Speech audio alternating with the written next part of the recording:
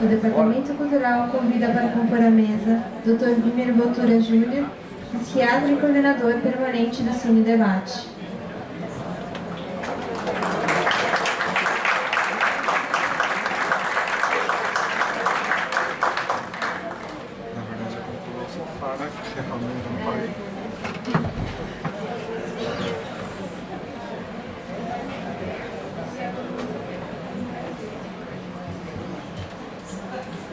Boa noite. Dando sequência ao nosso programa do Cine Debate, hoje aqui numa formação diferente, mas acho que é só por causa de um evento que vai haver aqui amanhã. Da próxima vez voltamos à cadeira normal, à mesa normal.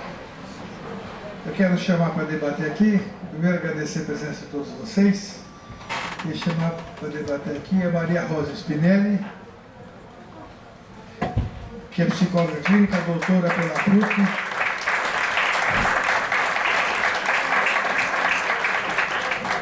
Foi presidente da Associação Nacional de Medicina Psicossomática, pesquisadora em saúde pública e psicologia clínica, supervisora de caso clínico e professora de pós-graduação. E chamar o Nadir Reis Brito, que é psicólogo clínico,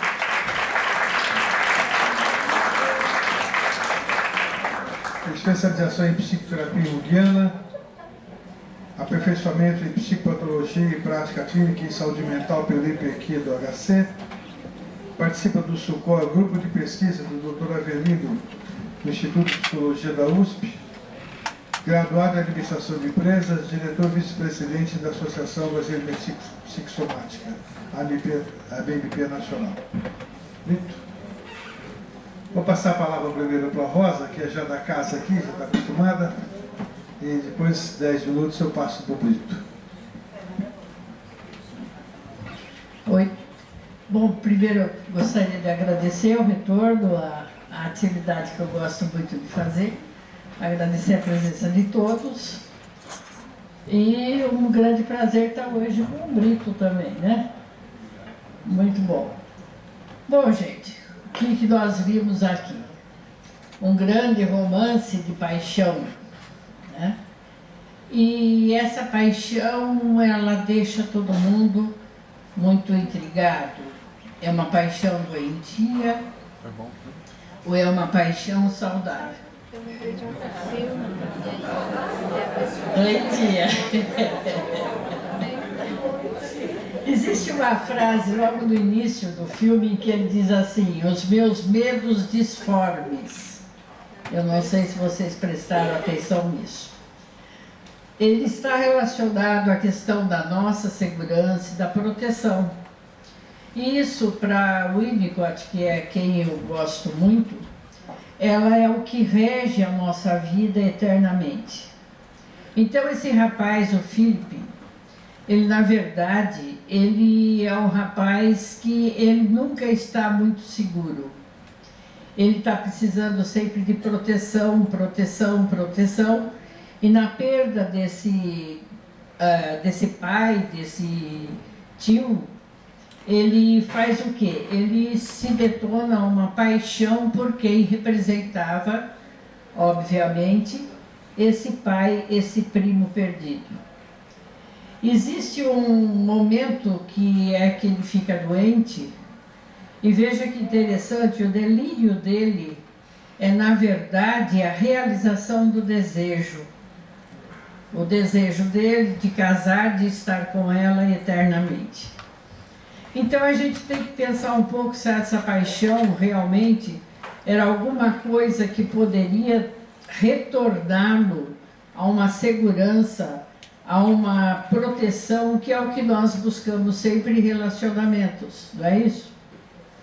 O que a gente tem na relação do amor? A gente tem a necessidade de se sentir protegido, cuidado e também participante da vida do outro.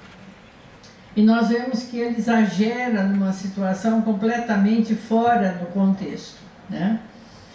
E aí, então, Eu fui anotando aqui algumas coisas, se não me perco. Aí nós temos o quê? Nós temos, na verdade, a Raquel, né? Quem é Raquel? O que a Raquel usa o tempo todo? A sedução, né? E ela passa o tempo todo de uma situação em que ela é bastante meiga, bastante confiante, bastante protetora, para de repente uma mulher fria, distante, calculista. Então eu diria assim, eita poder feminino que nós temos. E o que ela faz com isso? Com isso ela vai seduzindo o lado masculino, o lado de proteção, o lado do menino do Felipe. E a partir daí, o que acontece? Nós ficamos sem saber, será que ela amou mesmo o Felipe no final? Ou será que ela teve por ele simplesmente uma relação doentia também, mas maternal? Qual a opinião de vocês? Rapidinho assim. Maternal. Maternal. Quem confundiu as coisas, então seria quem? O Felipe. Então o Felipe, ele traz o quê? Ele traz dois momentos interessantes também.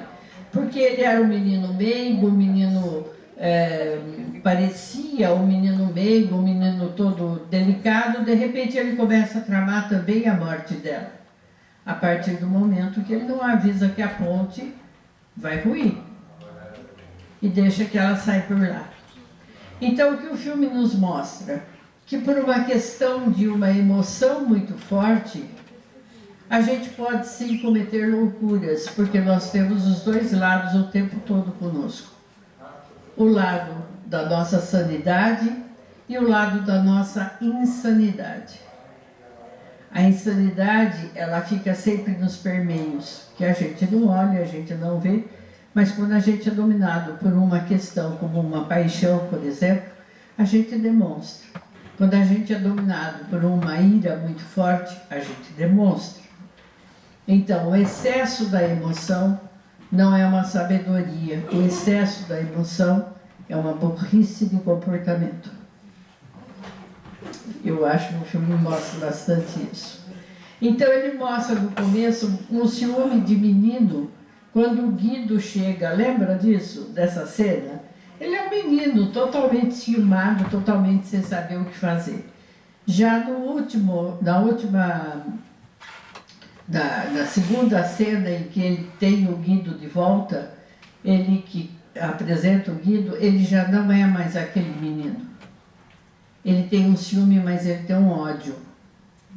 Um ódio bastante claro, um ódio do adulto, como a gente chama. Um ódio da maldade.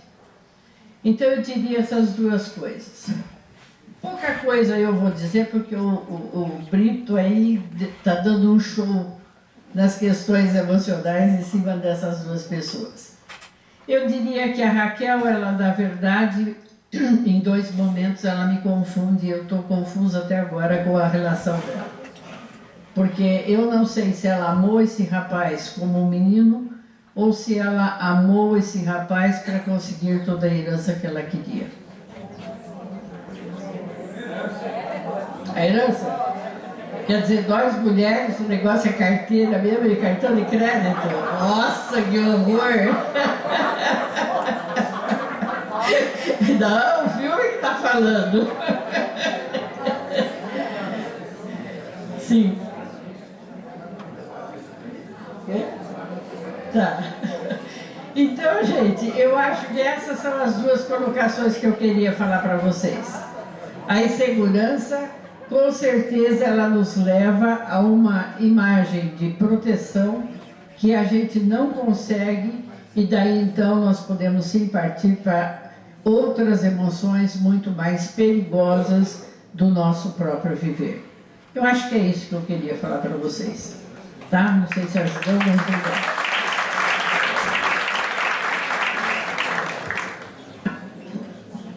Brito.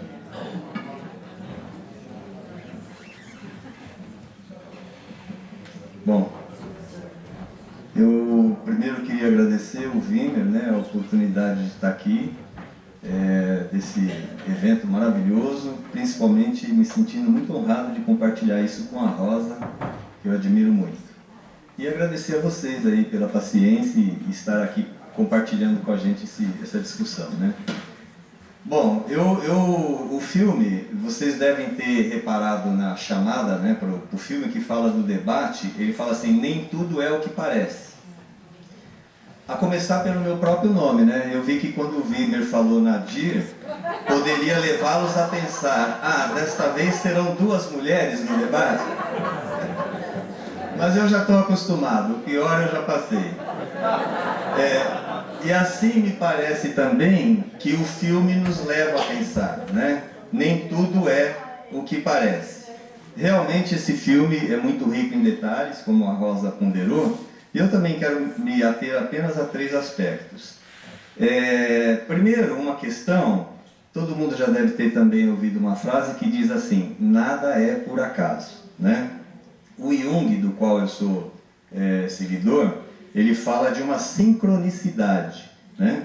Que, na verdade, tem uma cena que não mostrou aí, mas que está dentro do filme, não sei se alguém teve a oportunidade de ver, que na infância o primo leva ele naquele cruzamento onde tinha um homem enforcado, né? E ele lá também, naquela época, naquela cena, ele já fala que aquilo marcaria a sua vida para sempre, né? E porque a morte ou aquele castigo é a consequência para os assassinos. Coincidentemente, né, se a gente prestar atenção naquele cruzamento, nós temos mais 3 cenas que se ligam naquele caminho, né? Primeiro é lá que ele se despede do primo, quando vai para Florença. Segundo, quando ele está indo para Florença para visitar o primo, ele cruza com o carteiro, né? Que também ele lê a última carta avisando do risco de morte. Coincidentemente, a Raquel, quando está se dirigindo à casa, a cena começa a partir daquele cruzamento. Então, se a gente poder pensar, né, que isso é muito curioso, porque lá teve um homem assassinado, um homem que possivelmente foi assassinado, a mulher que pode ter sido a assassina, né, e a vítima de todo esse contexto. Então, é muito curioso também a gente pensar nisso. Nesse local, realmente ocorreram os fatos marcantes da sua vida, como ele havia previsto, né?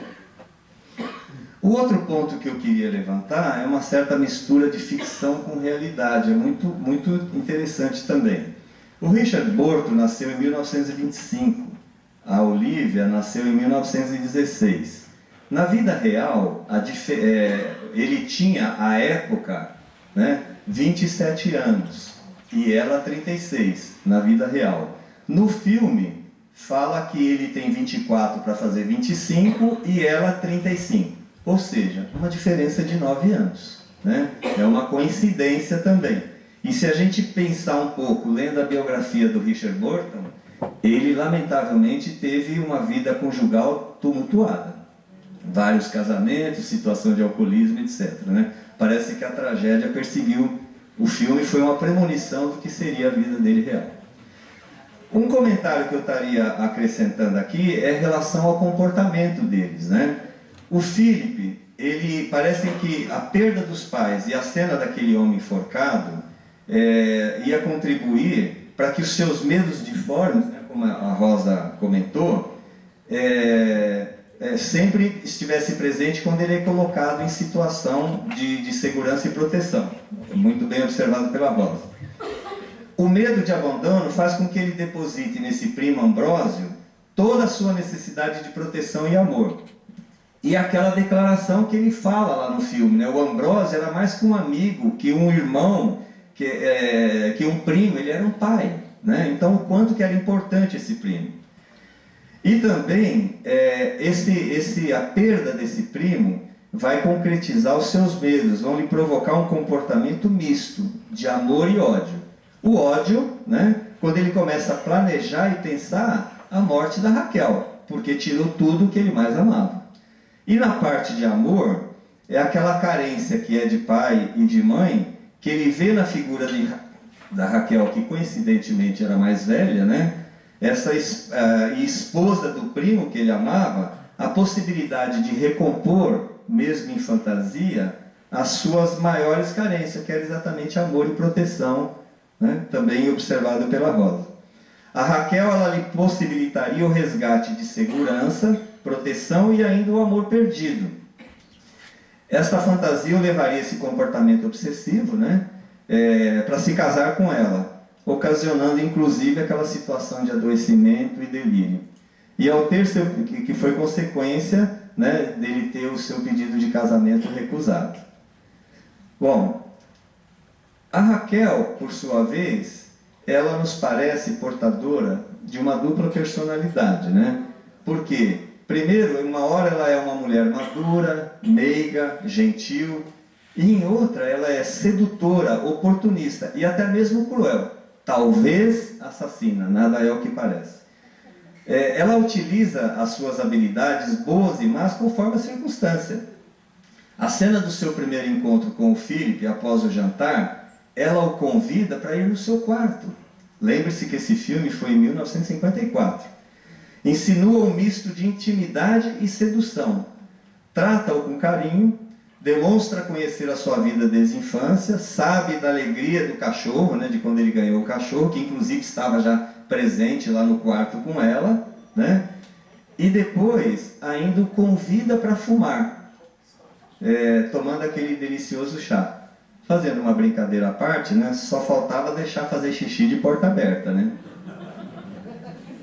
Ao perceber a imaturidade e a carência afetiva do Philip, ela o seduz e envolve em demonstrações de carinho e insinuações sensuais. Ela fica beijando ele constantemente, né, em situações oportunas, demonstrando estar íntima e apaixonada, inclusive aparecendo de camisola em seu quarto. Olha só, 1954 de camisola, para lhe agradecer por aquela defesa, né, que ele fez referente ao colar, que foi dado prematuramente. Tais atitudes levam a se declarar apaixonado, e naquela cena da escalada da janela, estilo Romeu e Julieta, ele lhe dá as joias e toda a herança, né? Com a desculpa de que ele estaria fazendo uma justiça. Um comentário à parte também, a gente poderia pensar o seguinte, né? Ela apareceu de camisola e lhe deu um beijo. Imagina o que poderia acontecer se tivesse rolado um sexo, né? Também. E finalmente, eu queria observar o lado sombrio do Philip e da Raquel, né? Porque no Philip, na verdade, que aparentemente, né, é a vítima, mas a gente viu nele que ele também não era tão bom moço como queria demonstrar. Pois ele faz aquela jura de vingança no pé do túmulo, ele jurou ela de morte, né? Depois ele tenta enforcá-la devido àquela desilusão, e também ele diz para ela que jamais ela deveria abandoná-lo, faz uma ameaça. E ao omitir que aquela ponte não poderia passar, ele também está revelando aí uma maldade, né? E a Raquel? Não sei se nós poderíamos também pensar, aí o Wimmer é o especialista na área, se ela não teria aí seria uma sociopata ou traços, né, de sociopatia, pois vocês viram que alguma lágrima rolar dos olhos dela naquela cena da lareira, quando ele mostra a carta para ela, né, a carta em que o primo fala que ela estava tentando matá-la e que ele queria inclusive se vingar, né? Ela faz um drama, mas não saiu uma lágrima. Aí depois, a frieza com que ela nega o pedido do casamento na frente dos amigos. Não é fácil fazer aquilo, né? E ainda na maior cara lavada, quando ele vai questionar, ela diz assim, mas eu fiz porque você havia me dado as joias, né? Será que ela estava fazendo uma confissão involuntária? Isso é muito interessante.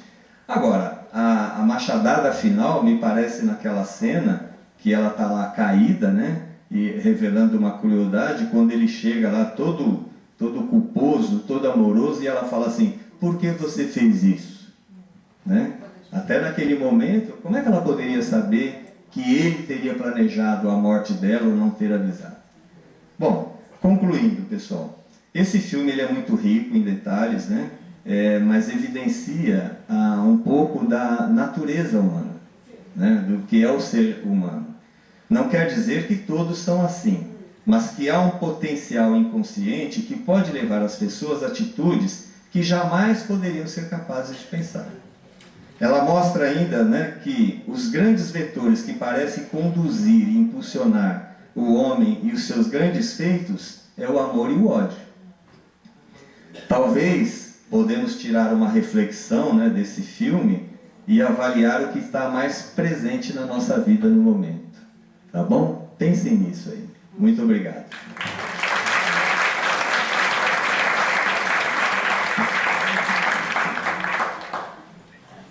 Bom, eu acho que a encruzilhada, você falou cruzamento, mas a palavra que eu acho melhor porque é encruzilhada, né? Tem ali 4 passagens, o morto, etc. Encruzilhada eu não me sinto, exatamente desde o começo do filme até o fim do filme.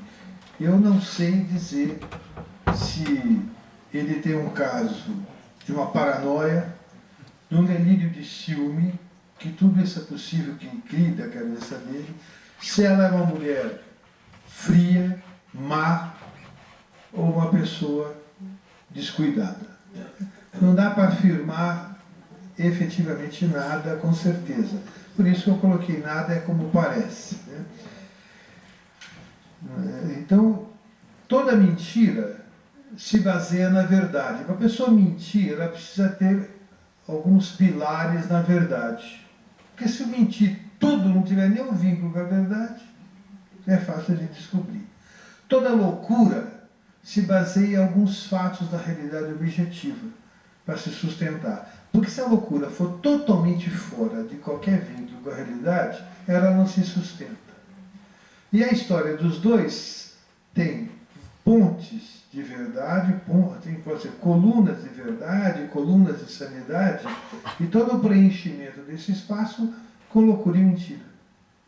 Então a gente fica confuso para ter uma certeza disso. Como é difícil a atividade de julgar. É muito difícil saber se o sítio é da pessoa ou não, embora temos muitas evidências que sugiram.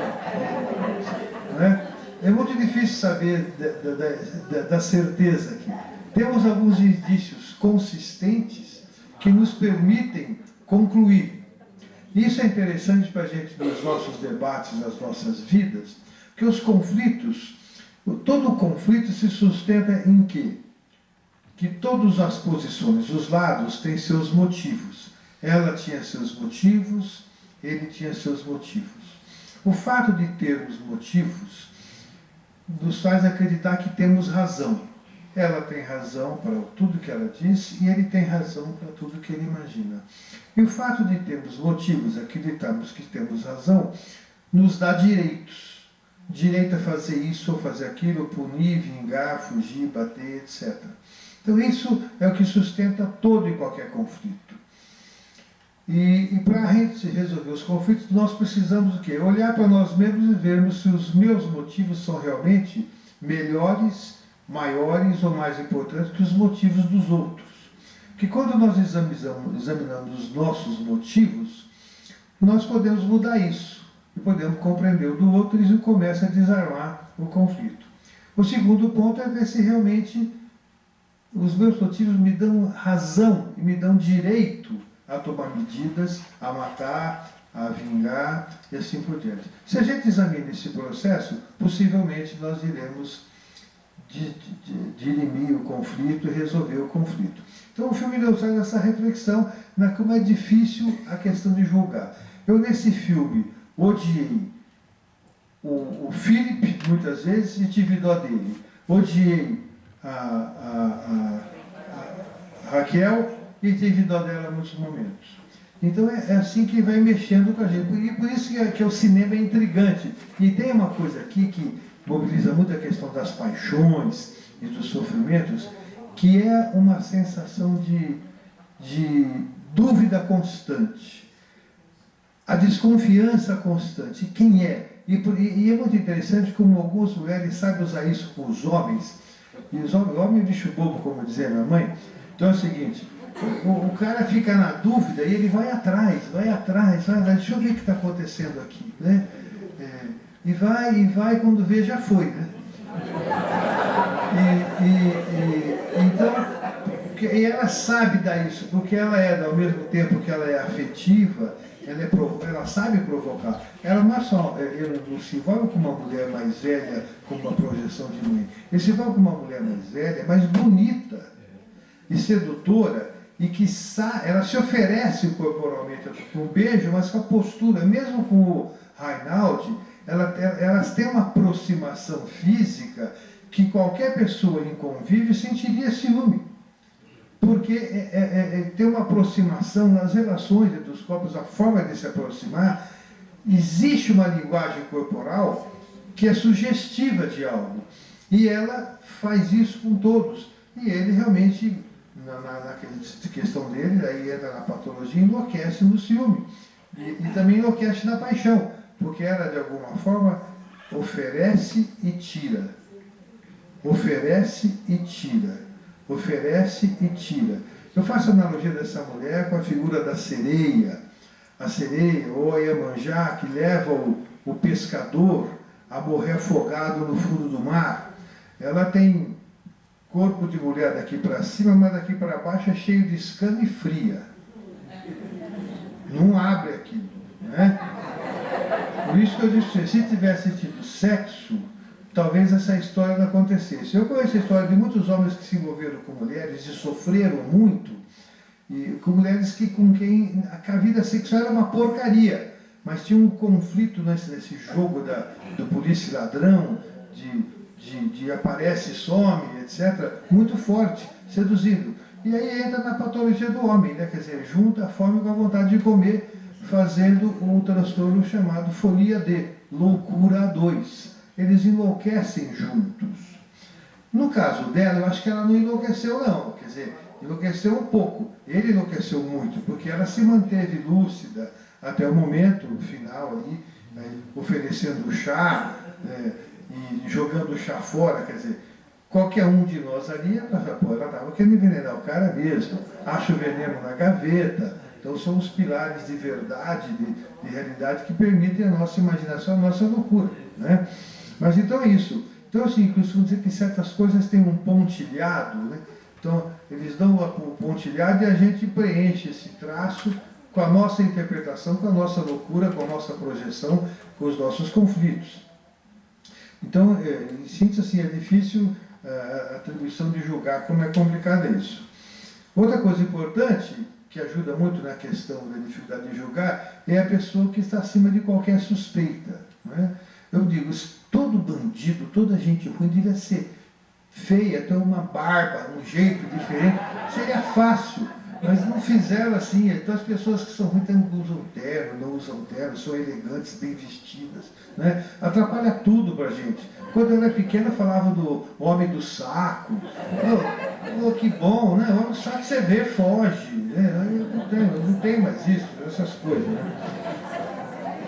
Bom, então é o seguinte, ele é um homem, um rapaz impulsivo, né?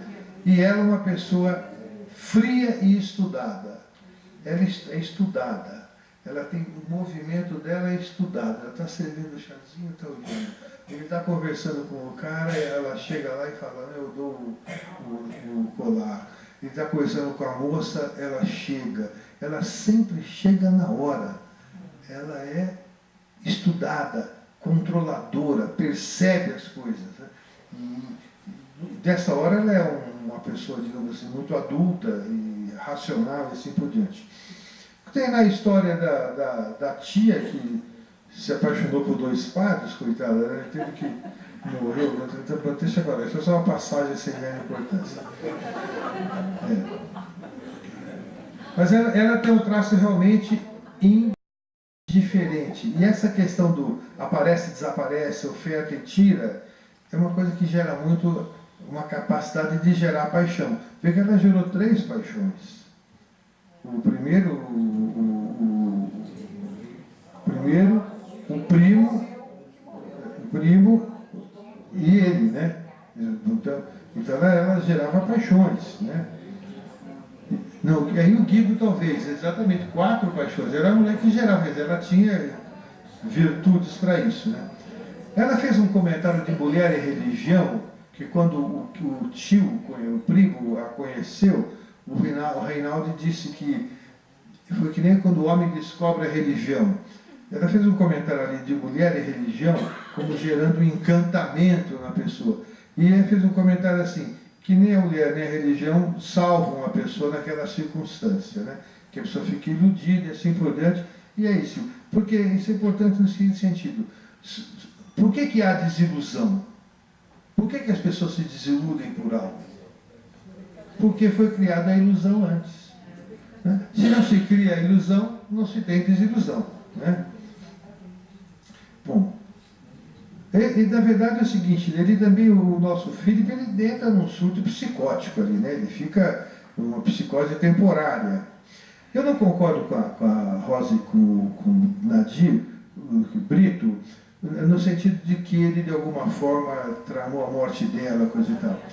Aqui não foi ela que estava fazendo a obra, ele foi comunicado, literalmente, ou inconscientemente ele esqueceu, mas não foi deliberado de não avisar. Né? Acho que foi muito mais, talvez, uma questão inconsciente. Ele sente a culpa e ela manipulou bem. Por que você fez isso? Né? Não foi ele que fez. Quer dizer, a obra, inclusive, era dela. Né? Ela que tinha encomendado a obra e fazendo a obra, etc. Né?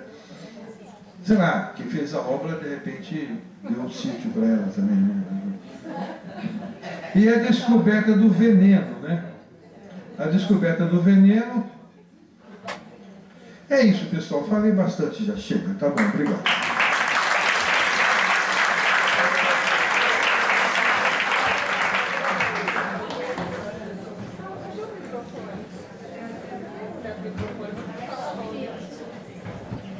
Ok, vamos. Aqui, microfone aqui, ó.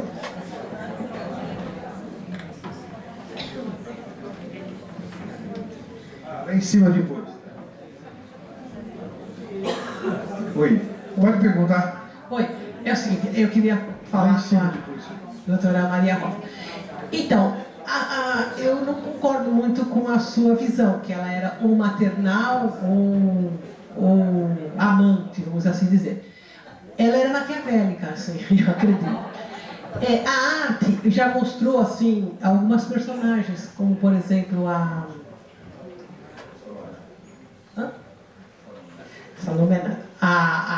Machado de Assis com a Capitu e o sorriso da Mona Lisa. Então você vai morrer sem saber se a Capitu traiu o Bentinho ou não. E você vai morrer sem saber se a Mona Lisa está sorrindo ou não. E esse filme você vai morrer sem saber se ela era legal ou não. Essa é a realidade. Porque ela era dupla.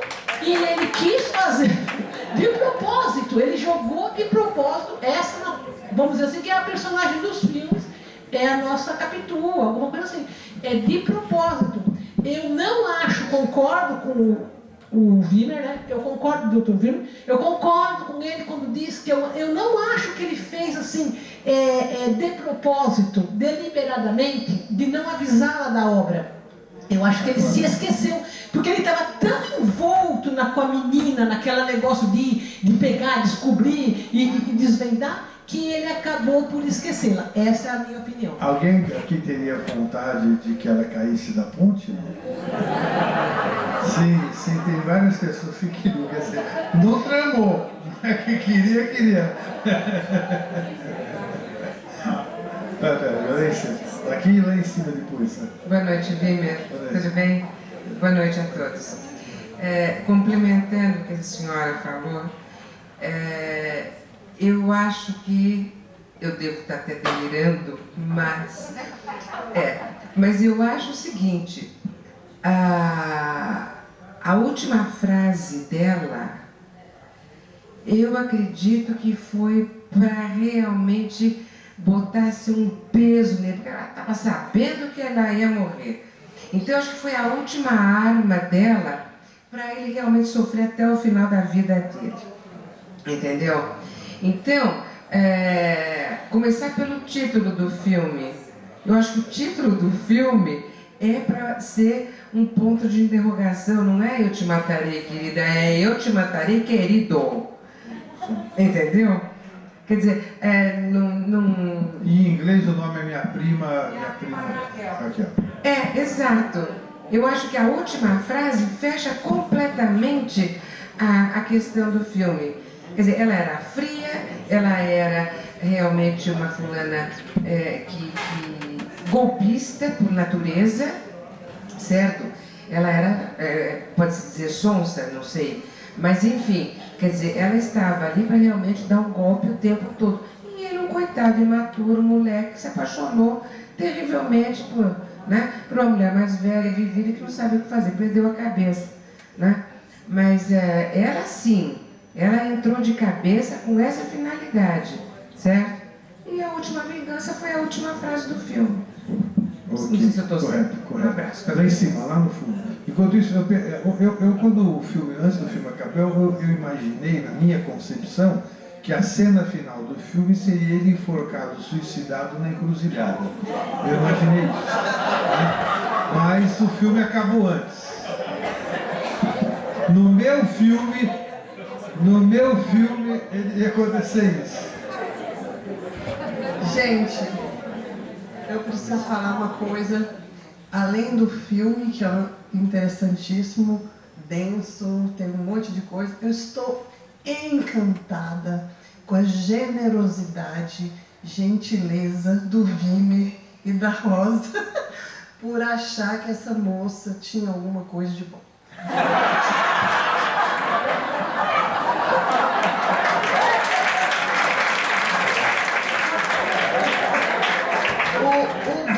O Brito ainda conseguiu colocar um negocinho ali, um veneninho, mas não adiantou. Vocês ficaram encantados com essa mulher. E é o papel dela. A Rosa falou um negócio, eu achei interessantíssimo, porque é o filme e é essa mulher. Eu estou confusa até agora. Olha, a personalidade dessa mulher, para mim, completamente psicopata. Não fazia ligações emocionais com ninguém. Extremamente racional, manipuladora. Ela tinha as informações antes. Ela sabia tudo da vida do cara antes de chegar lá. Ela já tinha matado o marido, depois o Ambrósio, depois... Então, assim, era uma sequência. Era uma pessoa que estudava ervas e sabia a função das ervas. E era uma alquimista. Pensa bem essa personalidade, gente. Eu fiquei encantado com vocês dois, bonzinhos demais. Eu quero ser amigo de vocês o resto da minha vida. Me permita só uma colocação. Esse é o poder feminino. Ainda mais nessa situação, né? Esse é o poder feminino. Bom, ainda bem que uma mulher falou isso, que se fosse homem falando e falar que era assédio, que era bullying, era machismo. Mas a mulher falando, você fala... Né? Eu posso dizer mais uma coisa. Quando a Rosa perguntou, ela tinha alguma coisa maternal, o único que eu ouvi falar que era foi um homem. Tinha. Porque é a necessidade do homem achar isso também. Não é? Então ela não tinha nada de maternal. Era uma pessoa extremamente racional, com um objetivo bem claro. Ela cuidava. Cuidava porque era interesse. Cuidar é maternal. Até o cuidado interessado, né? Mas então eu digo assim, o leite envenenado, né? Que a mãe que não deseja dá. Então assim, para mim ficou claríssimo que o perigo que nós corremos, é a última frase que eu tiro do filme, o perigo que nós corremos em conviver com pessoas desse tipo e nos encantarmos por elas, porque elas são encantadoras. E a primeira frase do filme me deixou, no final, a frase que eu ouvi da carta dele para o final deixou tudo claro. O que criou, que foi paterno, na carta diz, ela é uma mulher muito inteligente. Ele não pôs outro adjetivo. Então estava tudo aqui, do pescoço para cima. Não tinha nada do pescoço para baixo. Nem sexo, nem amor, nem coisa nenhuma. Então assim eu vi. Então, eu digo que esse é o tipo de mulher que mata homem. Mata homem. Mesmo que não execute, mas mata de paixão. Enlouquece. Então vocês estão de parabéns, viu? Vocês estão muito bons. Aqui do lado, aí depois aqui. Como eu estou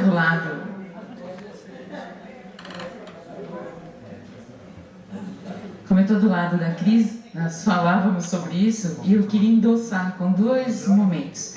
Um, que quando ela se prepara para receber o Felipe no quarto, ela tem duas possibilidades.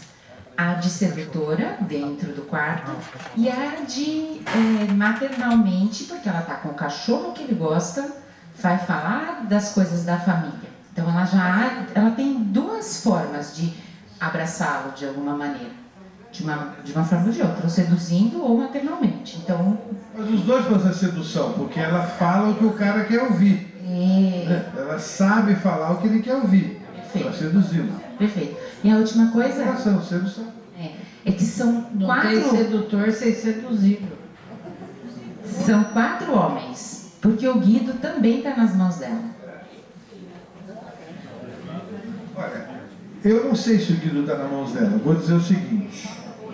Tem uma carta do Guido ali no fim que eu não sei se é verdadeira ou fictícia. Eu ouvi alguém dizer que a carta seria fictícia, mais uma armação dela para deixar o garoto com culpa. Eu acho que o Guido pode ser malandro, porque esse tipo de mulher só se enrosca, assim, ela sofre por homem malandro. Se o cara for malandro, ele consegue... É mais malandro que ela. Então eu não sei se ele era, não sei. Eu queria fazer uma consideração. A Raquel, no caso, ela seria, vamos dizer, malvada, louca ou psicótica, vamos dizer assim. Quer dizer, uma pessoa completamente anormal, que não consegue ser feliz e tem que deixar as pessoas infelizes sempre. Essa é a pergunta. Ela é uma psicopata desse aspecto. Doente.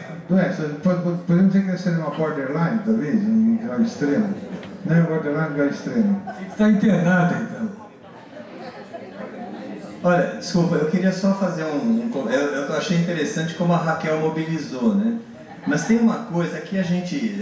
É muito rico esse filme, né? Então a gente pincelou algumas coisas, mas eu tô sentindo que parece que estamos convergindo aqui por uma coisa que o Wimmer cutucou, mas não avançou, porque aquela cena em que ela diz assim, depois eu te conto as condições em que ele morreu, né? E essa questão que o Wimmer aponta de que para cima ela é a mulher e para baixo é uma sereia fria, será que ela também, né? Ela que tem problema com a sexualidade, então antes dela ir para de fato, né, para consumação, ela mata o macho, né? Parece aquela, né, uma aranha, a viúva negra que mata os seus machos. A viúva negra, não, mas a viúva negra pelo menos está primeiro. Não, pois é, mas esse seria o grande problema dela, que ela não consegue levar ao término, e aí ela acaba planejando através das ervas, do chá e provocando a morte, né?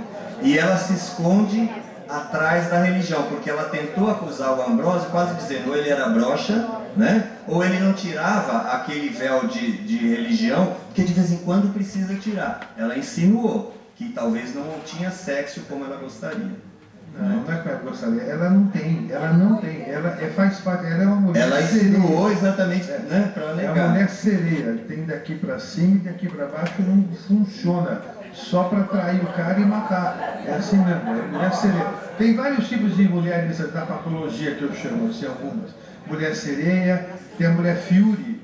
Fury era uma égua que tinha quando eu era pequeno, que era uma égua branca, bonita, que ninguém conseguia domá-la. E aí só tinha um garotinho que ia domá-la, que conseguia domá-la. Então a mulher Fúria é aquela que... E aí só garotinho que consegue levar para frente. Tem mulher viúva negra, tem vários tipos de... Na patologia eu chamo, né? E tem as mulheres maravilhosas, claro, também, né?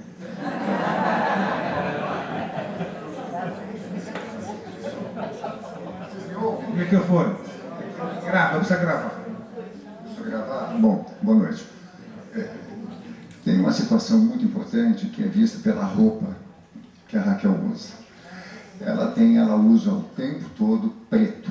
Na última cena, quando ela está voltando para Florença, ela ousa usar cores e florais. Ou seja, ali está, simbolicamente, ali está escrito alguma coisa sobre a personalidade dela e o desfecho final daquele filme. E o desfecho que ela está dando para a vida dela. É uma observação que eu tenho visto. A segunda situação que eu vi é a situação que eu não concordo que ela seja uma criança. Ela é deliberadamente uma mulher. O tempo todo ela se posiciona como. Ele é uma criança. Aliás, todos os homens são crianças. E por ela saber que ela tem esse poder, não maternal, mas sedutor, que é diferente, ela pode usar, como vocês bem falaram, como aquela moça falou. Naquele momento, ela teria ou a visão maternal ou a visão de mulher. O tempo todo, ela só tem uma única visão para todos, inclusive para o mordomo. Ela seduz todos os homens de uma forma amável, de uma forma articulada mentalmente nos pontos aonde todos os homens se permitem serem dominados. Tem um provérbio muito interessante, grego. Os homens acham que eles são o cabeça. A mulher tem a certeza que elas são o pescoço. Por isso que elas viram a cabeça na posição que elas bem entendem. Ótimo, muito bom, muito bom. Alguém mais? Algum comentário mais? Arildan.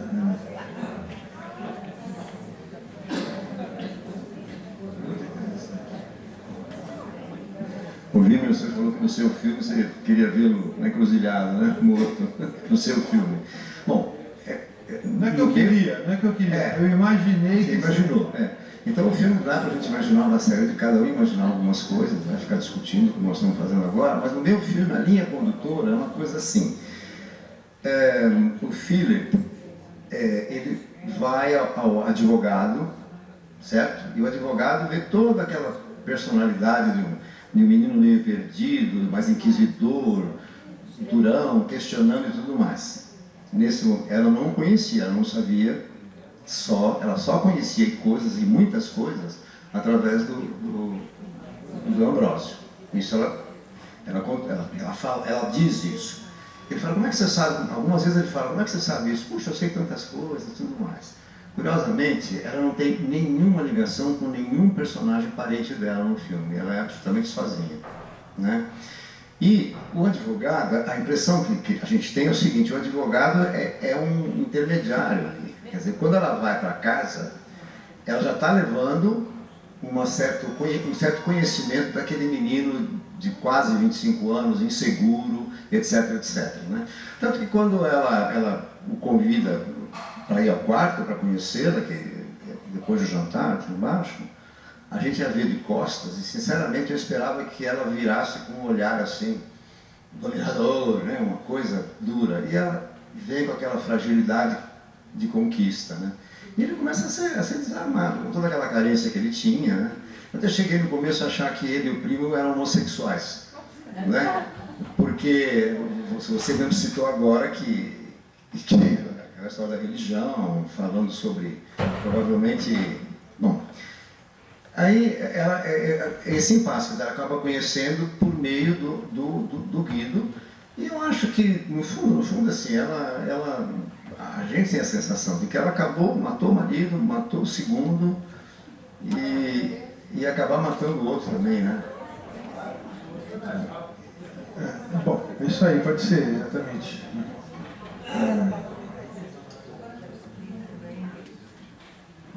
Ok. Bom, fala aqui novamente. Estou aqui.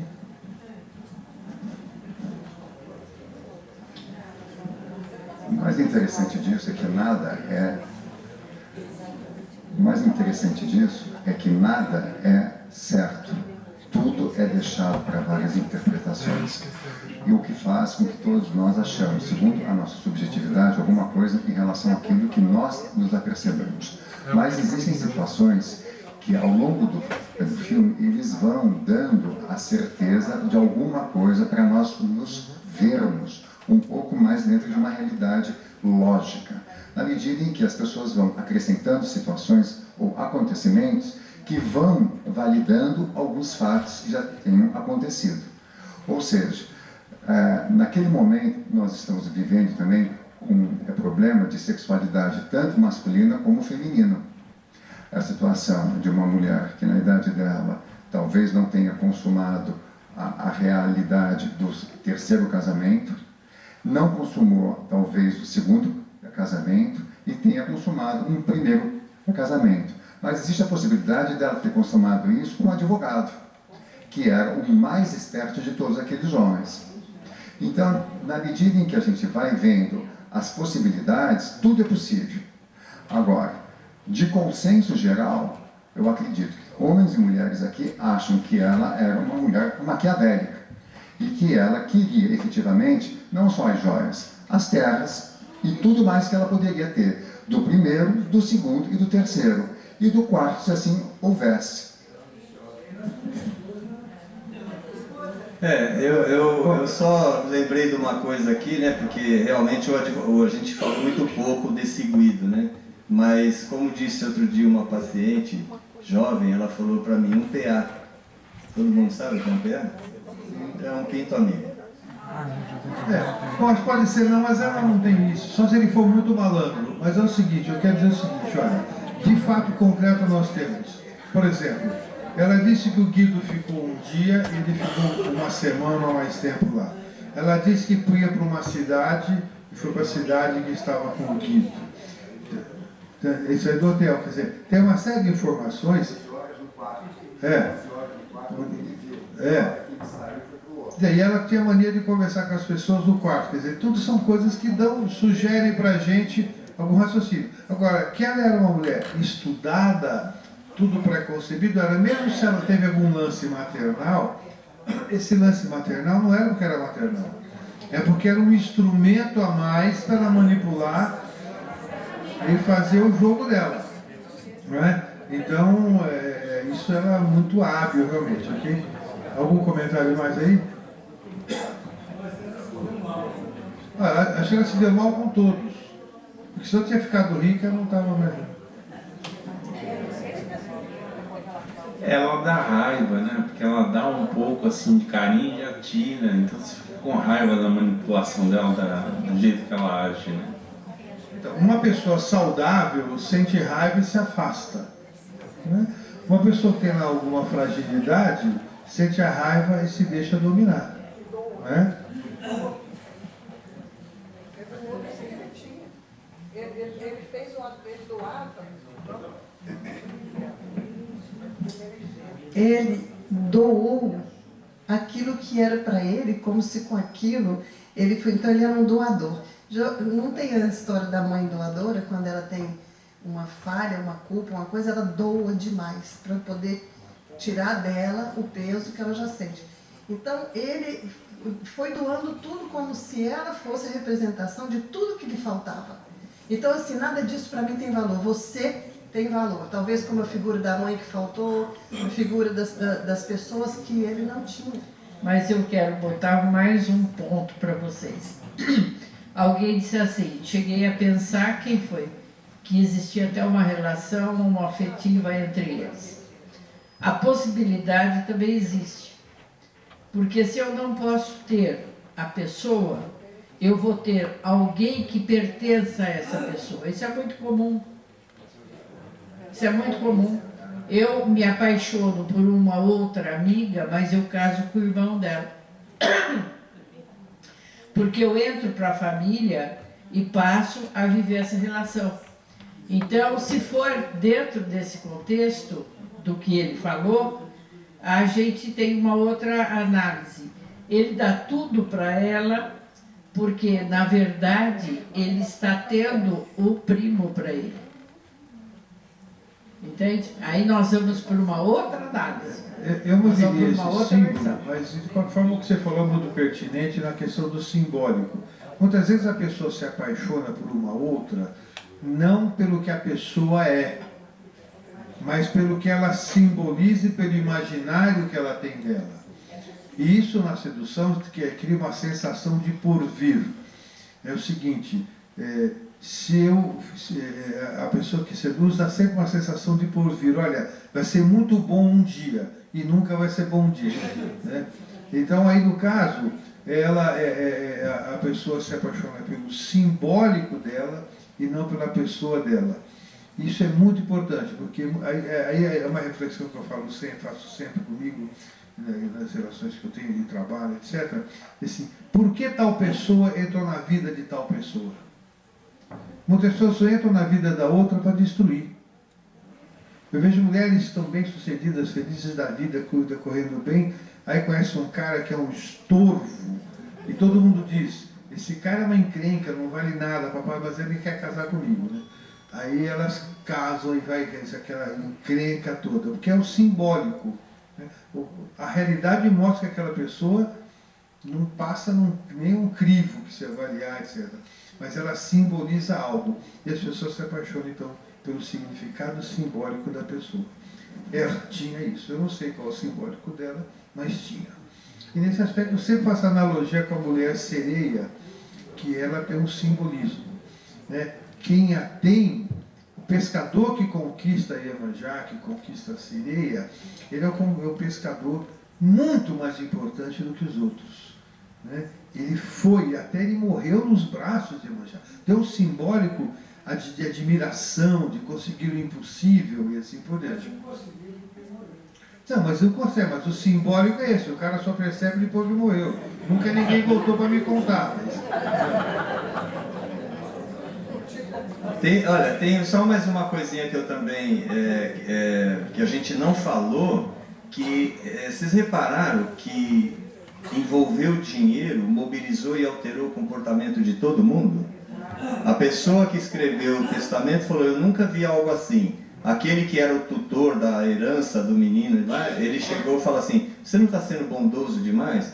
Primeiro ele disse que ela era um doce, não pode, a viúva, talvez ela tenha interesse, tenha direito a algumas coisas. E no final, ele falou, você não está exagerando, dando tudo que é da família?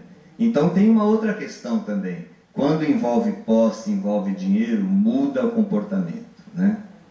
Eu acho que o Felipe se apaixonou por ela, ele era muito imaturo, ela passou a maturidade, mas eu acho que ela era sexuada e fria, porque um gatinho do lado dela, ela não aproveitou a oportunidade, não é normal um fato desses. Tá certo, mas se tivesse sexo não tinha história. Aqui, último comentário aqui, depois nós vamos encerrando aqui, pessoal. Então, essa história da sereia, na verdade é o canto da sereia, não é? Mas na mitologia grega, o que Ulisses fez para resistir à sereia? Ele se amarrou no mastro e os ouvidos abertos, e tampou os ouvidos de toda a tripulação. Ele saiu indemne, não é verdade? Não. Agora, só que sim, ele é isso, mas no caso do nosso Felipe, ele tampou os ouvidos e não ouviu ninguém, que é o mais comum. Por isso que cai no corpo da sereia. Mas ele sobreviveu e ela morreu. Bom, mas aí foi o filme, aí é outra história. Destino, né? Bom, pessoal, tá aqui, pessoal, estamos aqui, temos aonde mais um comentário aqui, aonde mais um e mais um aqui. Daqui já vai. Eu só queria tranquilizar o professor Nadir, porque eu me lembro que eu conheci uma moça que se chamava Nadir. E ela me disse uma vez que ela tinha uma dificuldade de arrumar um namorado, porque quem não a conhecia pensava que ela era um homem. Por isso, o senhor não se preocupe não, fique... Muito obrigado, me deixa feliz. Eu trabalhei numa empresa e que tinha uma secretária que se chamava Nadir. Aí um colega falou assim, aqui tem duas, e as duas gostam de mulher. Mas Mas eu queria só fazer uma observação rapidíssima. A troca do título original pelo título brasileiro em 54 não teve alguma relação com uma possibilidade de o público verificar no título original algum tipo de uma relação incestuosa dentro do filme. Não sei. Eu sei que esse nome do filme, eu achei o nome muito ruim. Quer me achar muito ruim. Aqui lá atrás, aqui no comentário. Mais um aqui e lá no fundo. Tá? Não há dúvida que ela matou ele. Bom, ela matou, entendeu? Com a última frase, quer dizer, o coitado seguramente levou o peso para o resto da vida. Isso. Eu realmente concordo. O nome do filme do Rui, aliás, eu tenho, porque se eu gosto de, vai lá, leva ali lá no cima ali, aí outra questão. Olha aqui a senhora ali. Realmente eu tenho analisado vários filmes, debatido filmes e visto as sinopses que são feitas e as traduções de nomes. Eu nunca vi como as sinopses são ruins e as traduções infelizes. Né? Último comentário aqui, pessoal, vamos lá. O advogado aqui, Guido, né? O Como? advogado, o amigo dela, O Guido. ela diz que ele é o único amigo, a pessoa mais querida dela, é um amigo, companheiro e tudo mais. Ela faz essa afirmativa para um rapaz que está evidentemente enciumado. Acontece que na conversa que ele tem com o Guido induz que o Ambrósio tinha feito um testamento doando tudo para ela. E ele diz, mas nós destruímos o testamento. E ele pergunta, mas quem destruiu? E ficou aquilo no ar. E o advogado habilmente diz, eu e o meu cliente. E isto leva, na cabecinha do Philip, a meu ver, ele induz o rapaz a fazer o que o Ambrósio faria.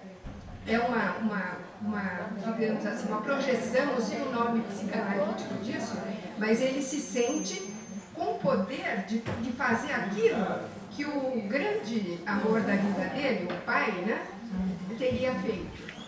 Ok. Eu realmente acho que ele induz alguma coisa, é um ato falho, né? No fundo ele diz o nós ali, acho que ele confessa aqui. Muito bem, pessoal, quero agradecer, vou chamar para o sorteio agora, quero agradecer a presença de todos vocês.